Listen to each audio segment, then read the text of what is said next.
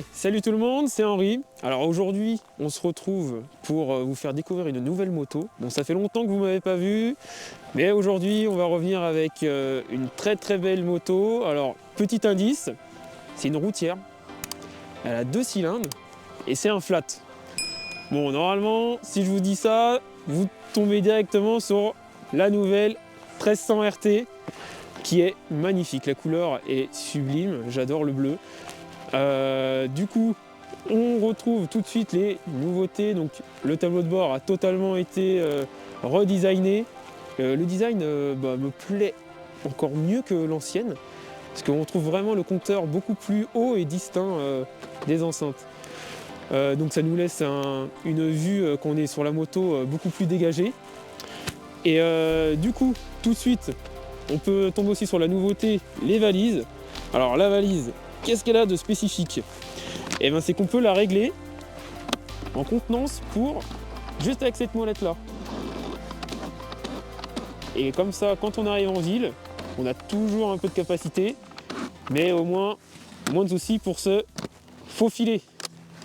Elle est centralisée avec la moto, donc elle est reliée dès qu'on coupe le contact. La valise est verrouillée, donc on n'a pas besoin de vérifier si on l'a bien fermée ou autre. On continue derrière. Alors tout de suite on constate le nouveau feu, le nouveau design, le radar anti-collision aussi, juste ici. Les clignotants sont intégrés également aussi dans ce nouveau feu. Donc voilà pour ce qui est de l'arrière, support top case aussi qui est équipé sur ce véhicule. Si on continue de ce côté-là, on peut remarquer du coup le nouveau bras oscillant, du coup transmission par cardan également. Il a été renforcé comparé à l'ancien modèle, au modèle d'avant. Il est équipé aussi de freins sport. Pour ce qui est de la béquille latérale, centrale également, le petit bras de levier qui peut se ranger comme ça ne dérange ni le passager ni le conducteur. Donc hop, ça se met assez facilement quand même avec le pied. Et une fois qu'on la mettra en position par terre, ça va gonfler un peu l'amortisseur et comme ça, aucune difficulté pour la béquiller, même avec les valises chargées. Ensuite, du coup, cette moto qui nous a été prêtée, elle est équipée d'une boîte automatique ASA. Donc, la spécificité, c'est que on n'a plus de levier d'embrayage. Bon, au début, on le cherche un peu le levier, mais on s'y fait assez facilement. Donc, c'est une boîte robotisée, hein, c'est pas une boîte DCT, mais on a quand même le sélecteur de vitesse qui est ici, qui nous permet de faire quand même les rétrogradages et les montées de vitesse. On peut voir du coup le nouveau design aussi des rétroviseurs, les clignotants qui ont été intégrés un peu comme sa concurrente la Goldwing. Donc voilà, ça fait son petit effet, je trouve qu'on les voit quand même assez bien. Du coup pareil, radar adaptatif qui est en plein milieu de la face avant. Bon, on le voit d'assez loin quand même, hein. Mais ça ne choque pas. Le feu aussi, nouveau design du feu, beaucoup plus petit, 2 petites entrées d'air à gauche et à droite. Avec deux petites ailettes aussi également ici là. On est dans le détail quand même chez BMW. Pour ce qui est de l'avant, du coup, pareil, nouveau garde-boue. Les jantes, c'est des jantes coulées et elle est équipée aussi de freins BMW du coup sport. Donc c'est compris dans le pack dynamique de ce véhicule. On a également les longues portées anti-brouillard. Juste ici aussi, on peut voir, ça c'est le niveau de liquide de refroidissement. Donc c'est bien caché, mais c'est assez bien caché, mais on peut le voir. Ouais.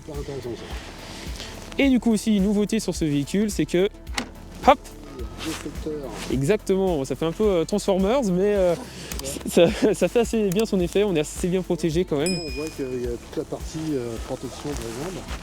C'est ça.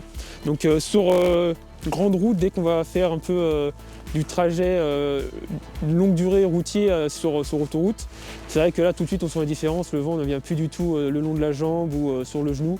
Donc, en étant vent, tu as bien ressenti la protection aussi bien au niveau du déflecteur qu'au niveau de la bulle, qui effectivement est réglable apparemment, c'est ça? C'est ça, exactement, elle est réglable en hauteur, on va voir ça tout de suite après. Et c'est vrai que même moi qui suis grand avec mes grandes jambes, j'ai senti tout de suite la différence, hein. Le vent frais qui arrivait sur mon genou, une fois monté, c'est royal. Bon, par contre, effectivement, lorsqu'on met le détecteur, l'aspect graphique derrière... C'est tout de suite moins esthétique par contre. Hein. Ça pique un peu les yeux par C'est rapport ça, donc à la structure globale de la moto qui est quand même... dès qu'on est en ville, hop. C'est Là, vraiment bien équilibré au niveau des couleurs, des formes.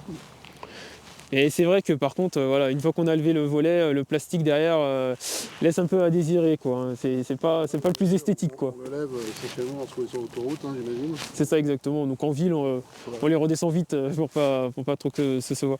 Pour ce qui est de la bulle, du coup, Ah, mais effectivement, donc on voit le moteur électrique. voilà, donc la bulle est assez grande. Le moteur, on peut le lever en roulant ou pas? Oui, on peut le rouler, le monter en roulant, ça y a aucun souci. Vitesse ou pas? On ne sait pas encore. Non, pas encore. Après, il faudra vérifier ça. Je mettrai si j'ai l'info. Du coup, pour ce qui est du compteur, du coup, on est sur un écran TFT comme sur l'ancien modèle, mais qui est vraiment c'est énorme, c'est une grande tablette, et du coup, on peut voir aussi toutes les fonctionnalités à l'intérieur. Alors, tout de suite, le compteur, on peut avoir la radio, elle est équipée d'une radio. Navigation, du coup, c'est avec le téléphone qu'on connecte à la moto. On peut avoir accès à une navigation pour mettre nos trajets qui sera affiché directement sur le tableau de bord. Le média, pour les coups de téléphone qu'on va recevoir également, certaines applications. Et on a aussi tous les réglages pour régler tout ce qui est configuration de la moto, des modes de conduite. Et d'ailleurs, en parlant de mode de conduite, cette moto en a 5. Un mode éco, un mode rain, Road, Dynamic et le Dynamic Pro. Dynamic Pro, voilà, donc là on n'est plus du tout sur l'autoroute, mais plus sur les petits roussillons de vallée. On oublie aussi la cache magique pour le téléphone. Exactement. Tac. Donc juste ici, on peut placer notre téléphone portable et le recharger à l'aide du branchement USB-C qui est juste ici. Ils ont quand même mis des joints pour le rendre étanche. Donc si on prend... j'ai pris un peu l'eau avec, c'est vrai que il n'y a aucune goutte qui est tombée dedans. Et il est aussi ventilé. Ah, ça c'est cool. C'est ça, quand il fait chaud, pour pas que le téléphone surchauffe, si on a le GPS ou autre, il est ventilé pour que ce soit refroidi. C'est connecté Android CarPlay ou pas? Ah non, ça, malheureusement, par contre, ils n'ont pas encore... Ils n'ont pas connecté, ils n'ont pas fait d'interconnexion sur la partie... C'est ça, ça sera vraiment que principalement avec l'application BMW qu'on va pouvoir communiquer avec, sinon... Partie téléphone, etc. C'est ça. C'est déjà très bien. Oui, mais bien sûr, mais c'est pas, on peut pas mettre d'application perso. Effectivement, l'écran est quand même de très bonne qualité. Hein. Bon, là, il n'y a pas énormément de soleil.